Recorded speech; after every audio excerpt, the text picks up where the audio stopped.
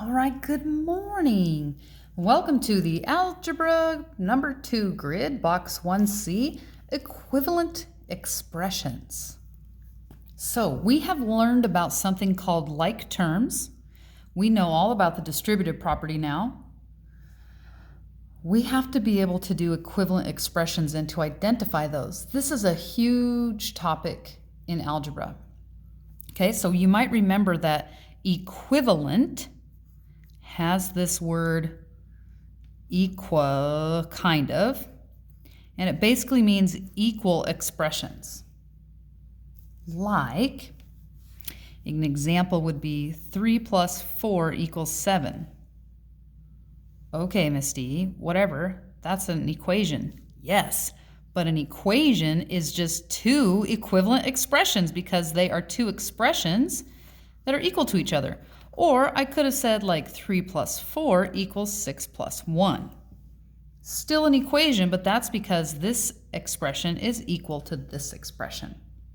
Okay, so we're going to combine your new skills of combining like terms with this and making equivalent expressions. And then I have an online game for you to play, and I hope it goes awesome. All right, so let's do a couple. Example 1.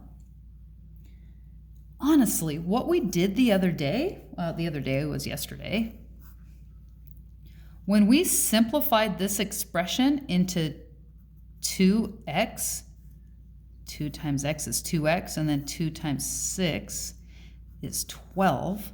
When we simplified this expression, we ended up with two equivalent expressions. I'm letting that sink in a second. Two equivalent expressions. When you simplify one, you get a more simplified expression. Or, on the other case, when you expand and complicate one. So I had a 7, but I made it a 6 plus 1. But 7 does equal 6 plus 1, also an equivalent expression. Okay, let's try another one.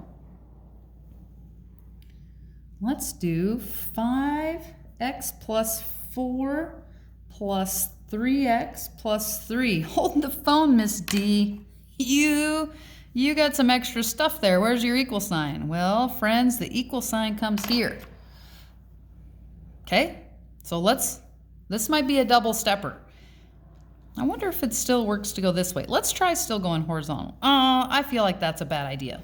I'm going to go back to doing some vertical math. Makes me feel better. 5 times x is 5x. 5 times 4 is 20.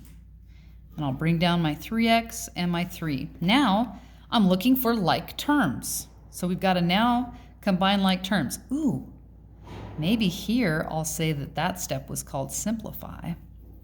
And now we're looking for like terms. Okay, so I'm going to circle any x's. I have 5 x's plus 3 x's, no other x's. I'm going to triangle my constants, nothing else. Okay, so let's deal with my circles. 5x plus 3x, 8x. Then I deal with my triangles. 20 plus 3, 23. Boom, there's my answer. Now, Miss D, isn't that just simplifying? Well, yeah, but it's an equivalent expression to what we started out with. This still all equals that. If we put a number in for x, let's just try it. Let's say x is equal to 2. We'll keep my math pretty simple. So if I substitute the value of the variable, I really have 8 times 2 plus 23. 8 times 2 is 16. 9, 39. Okay, let's put a 2 in for these x's. 5, 2 plus 4 plus 3 times 2 plus 3. Okay, 2 plus 4 is 6. 6 times 5 is 30. 3 times 2 is 6, and 6 plus 3 is 9. What? It's magic. It's number magic. Okay, they're just equivalent expressions. It's not really number magic, but it sometimes seems magical. All right, let's do one more. One more example. Let me try to find a good one. Oh, that's a good one. All right, we're gonna go. We're gonna do really good. We're gonna put a number on you right here.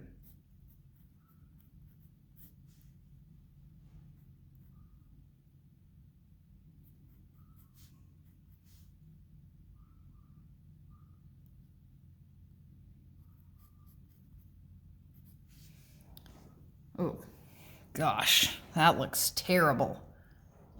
I know. Let's do it anyway. All right, so y times x is xy. It could be yx, but I like it with the in alphabetical order. Okay, y times 7 is 7y. Then I'm just going to bring down my xy, my 4x, and my 7. Okay, let's combine like terms. I've got an xy. Oh, another xy. No more xy's. Okay, I have a y, so we'll have 7y. No more y's. I have, oh, look at this cute heart. I have an x, no more x's, and a constant. So now we combine like terms. Circles. I have an xy and another xy. That's 2 xy's. What? I know. And now that I dealt with them, because there's so many shapes, I'm crossing those off. This is getting complicated. All right, and then I'm going to go with the x because it comes alphabetically before the y. So I have a 4x. And then, oh, y, no more y's. So a 7y. And then a constant. And that is equivalent to that first stuff. Okay? What? I know, but you can totally do this. It's going to be great. So what's going to happen is if you are working online, I'm going to send you a link to play a game. And when you're done with the game, take a screenshot of your completed game board and turn that screenshot in to your Google Classroom. If you're doing this at home, I'm going to give you a little page. Well, I'll show you what the page looks like. Page like this, and your answer sheet will be numbered 1 through, I think 1 through 6, and then you'll need to match the letter cards that go with it. All the directions will be right up here. Okay? All right, guys. Good luck with 1C.